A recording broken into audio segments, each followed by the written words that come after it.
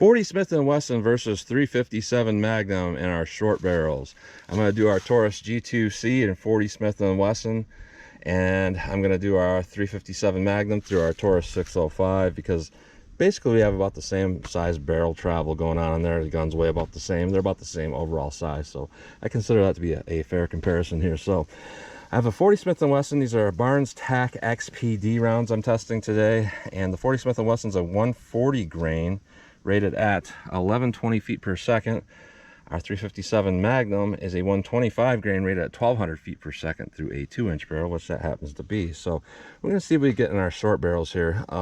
Last time I tested this, or tested an ammo with this, it didn't perform very well. I got a lot of malfunctions. I did mess with the magazines quite a bit in this to get the feed lips right, getting the springs right.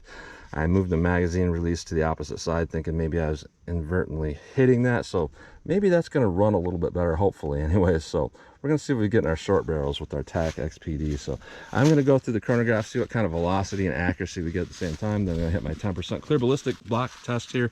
I'm going to go in the plain clear ballistics to see what the best potential is of those cartridges are. And then after that, I'm going to do more of our real world simulation, where I'll have 4 layers of denim on the first front here of this 3-inch piece that represents our pectoral muscle. After that, I'll have a 1/4-inch medium density fiberboard to represent hitting ribs or sternum. That'll be more of our real world simulation.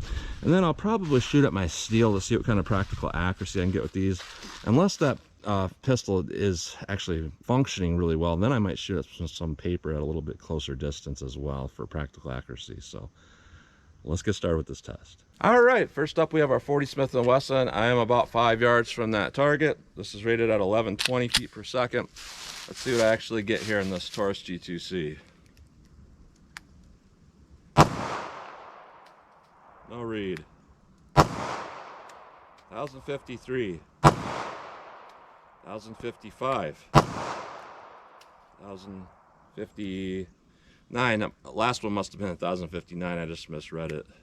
1031. 1093. So relatively consistent. Not super consistent, but relatively upper 1000s. So our 357 mag, 125 grain rated at 1200 feet per second through a 2-inch barrel. Let's see what I get in my 2-inch barrel. 1216. No read. 1297. 1262.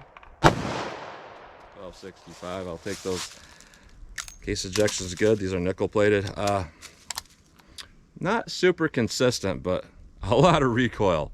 But I would say these are pretty powerful, full power loads. So let's hit our ballistics gel block, see how these compare. All right, we're gonna do plain clear ballistics, our best potential here.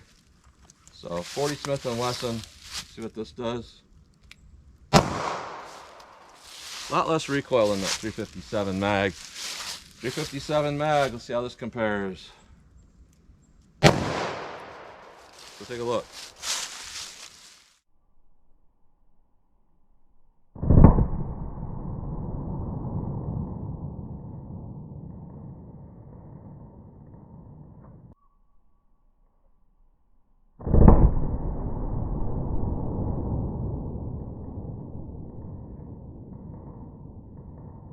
All right, so both those had a lot of damage going on, just massive amounts of expansion and energy dump. The energy dump that we see in the first 3 inches is not any different than what we're seeing along, this first part of the track here up until about 6 inches. So you're getting a lot of energy dump going on there, a lot of flowering and energy dump.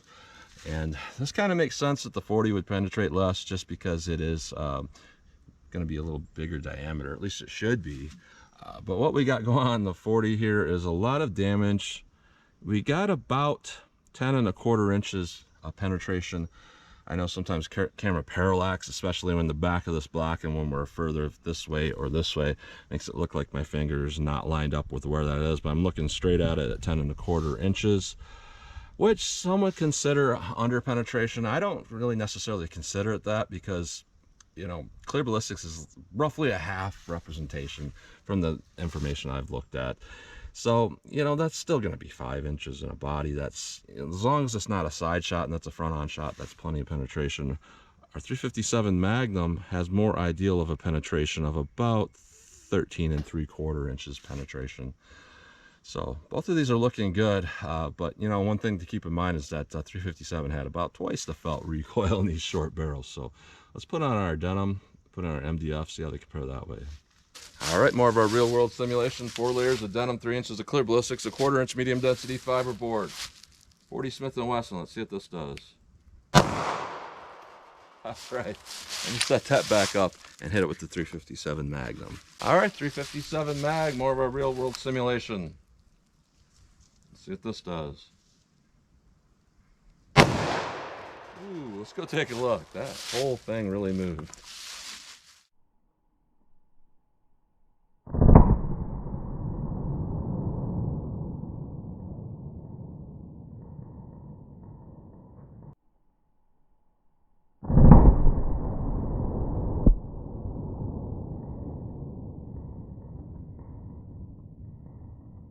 All right, so I pulled out our medium density fiberboard to 40, just massive expansion. I took off that whole corner there. A 357 Mag, a little more center, but again, we're seeing a huge amount of expansion here. It does look like from the 40 impact that that MDF kind of caused that bullet to maybe start to tumble a little bit and really reduce its penetration. You know, we got perfect expansion, but we're only looking at a penetration of about 8.5 inches, and that's getting kind of down there. That's definitely well below the 12-inch minimum that the FBI and other entities say is what you need. And if we did, even if we did a half representation, that's 4 inches or so in a body. That's questionable if that's something I want to carry, because you know, while it would be plenty of penetration with the perfect shot, if you don't get a perfect shot, it's really not going to be enough penetration. Our 357 Magnum, we had a more consistent energy dump, a more consistent tearing along that path. Really big wound channel or damage path, however you want to call it. Penetration went to about 12 3/4 inches penetration. So that's a little bit more ideal. And overall, you know, the ballistics, the terminal ballistics are definitely more ideal here with our 357 Magnum. So let's take a close-up look at these bullets here, and then I'm going to shoot at my paper from 7 yards, because paper targets, because you know, it seems like the 40 is functioning well, and I think a lot of people would rather see something like that than the steel from distances. So let's do that. All right, here's a close-up look at these bullets here. Here's our 40 Smith & Wesson. Flowered out really nicely, but it didn't flower out perfectly. One side is a little bit higher than the other, but that's through our plain gel with our 40 Smith & Wesson. No matter how you look at it, that's not bad when it comes to expansion. That's really how these are designed to work. With our 357, through our plain gel, we have definitely more petals peeling back, because I think we had more energy going on there. So overall, that's pretty good looking performance. Now when we look through our medium density fiberboard, this is really why I like these particular projectiles. We got full expansion with our 40 Smith & Wesson, and that's probably why it didn't penetrate very far. You know, it seems like these are very barrier blind. They'll go through like auto glass and stuff like that, the way a bonded bullet would, and maybe even a little bit better. And then they'll also flower out when they hit something like this soft. Now our 357 Mag, through our medium density fiberboard, we have just a little bit more petal peeling back than what we did in the plain gel. But I mean, overall, there's nothing really to complain about here, other than maybe our 40 going through our plain gel is not perfect, but overall those are all well expanded. So it looks pretty good looking at these. So that's a close-up look at those. All right, I'm 7 yards from the bad guy. It says bad guy target right on the thing, so I guess he is the bad guy. So I'm going to pull up my handguns here. I'm going to try to get a double tap on target, see how well I can do doing something like that. Hopefully this magazine will work as well as the last one. This is the other magazine, so I'll see what I can do here. 40 Smith & Wesson. I'll start from low ready. All right. 357 Mag, full power and a snub. I don't know about this. This is not easy, so see what I can do with this. I don't know. Yeah, I made a really bad shot. Let's go take a look at that. All right, so our 40 Smith & Wessons, I did fine here. I made a fine shot there, but yeah, I really pulled one there, anticipating that recoil. And practicing with full power 357 and a snub nose is not something I do very often. So let me try that again. All right, I'll try that again here. 40 Smith & Wesson. Low ready, pull up. See what I can do. All right, those are acceptable. I'll see if I can improve what I did before with the 357 mag. So I'm just taking a look here how this will feel. So I think I'm just gonna have to take a little more time on my follow-up shot. 357 mag. So take a look at that. All right, so I believe the 40 was these two and the 357 is these two, I believe. Not too bad. Let me see if I can do a Mozambique drill with these, two in the body, one up here. See how that looks. All right. Do the body, one to the head. See if I can do that with our 40 Smith & Wesson. See how that looks.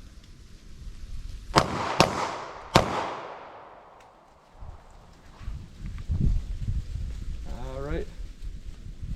Try that with a 357 mag. This is where it gets really challenging.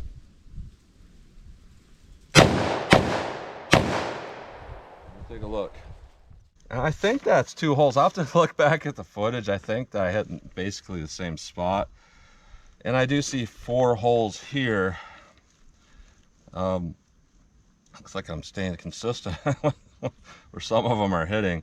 I don't know which is which here, but you know, they're not too bad here. Both 40 caliber and 357 are going to hit with, you know, a little bit of force. So I got a few rounds left. Let me sling some at this steel because I enjoy doing that. All right, 40 yards from the target, kind of our dick and drill. Not really, but I like the distance 40 yards. So I want to see if I can hit the steel. See how this looks for me. 40 Smith & Wesson.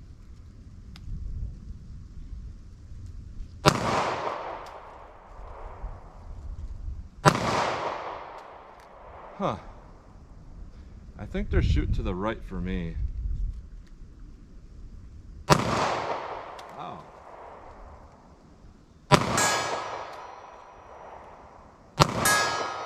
All right, so I saw what was going on there in the last 2 shots. So I went through that whole box, no malfunctions. I aimed at the head on those last 2 shots, basically, or just to blow it on that target. And they clipped the bottom of that target. So for whatever reason, those were shooting really low out of this pistol. So 357 mag.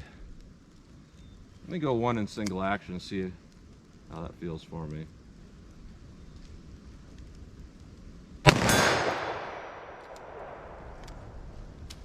Seems to shoot pretty center, pretty powerfully. It's always a challenge for me to shoot this particular revolver because I can't do my normal holds like this because it blocks my fingers and start getting close to that cylinder gap. So I have to kind of modify what I'm doing a little bit.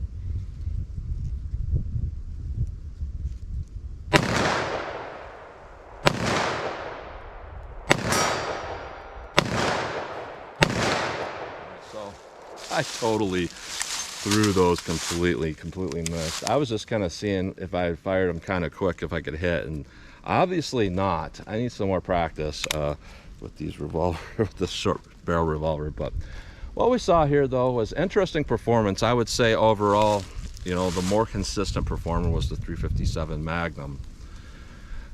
But on the flip side of that here, what we saw with the 40 was kind of interesting here. It didn't penetrate a lot because it expanded so large and it wasn't particularly powerful. But not being particularly powerful actually made it very shootable in a smaller 40 Smith & Wesson pistol.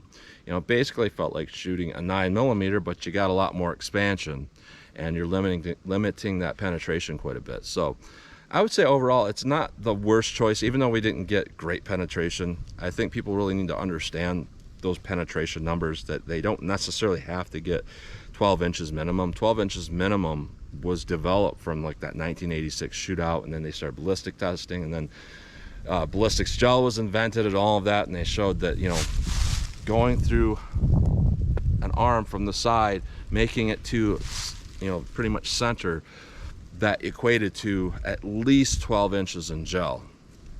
And then somehow like 18 inches equated to where it didn't necessarily pass through people from any angle. So looking at those numbers, you have to kind of look at them with a grain of salt and not be like, well, it didn't hit 12 inches, it's a failure. You know, when I see stuff like 10, stuff like that, I don't really think too much about it. Now this was getting kind of on the low end with like 8 inches. You know, that's not going to work through a side shot for sure to hit anything vital. So that's something you got to be aware of. However, it's very shootable and it's a very big diameter. So if you made a front on shot, it'd be pretty good. Our 357 is easy here though.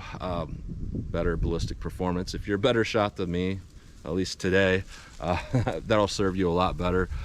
Because it definitely penetrated to the right amount and it had a lot more damage in there. It just, for me, I was not able to shoot it that well. So that's what you get today. So Barnes TAC-XPD, pretty good ammunition overall. I would say the 357 I would recommend. The 40 I would be cautious about. I wouldn't just, you know, blindly recommend it and say it's a great load. I would say, you know, if you're looking for something like that, it'd be okay. So that's what you get today. So as always, comment, share, and like, and thanks for watching.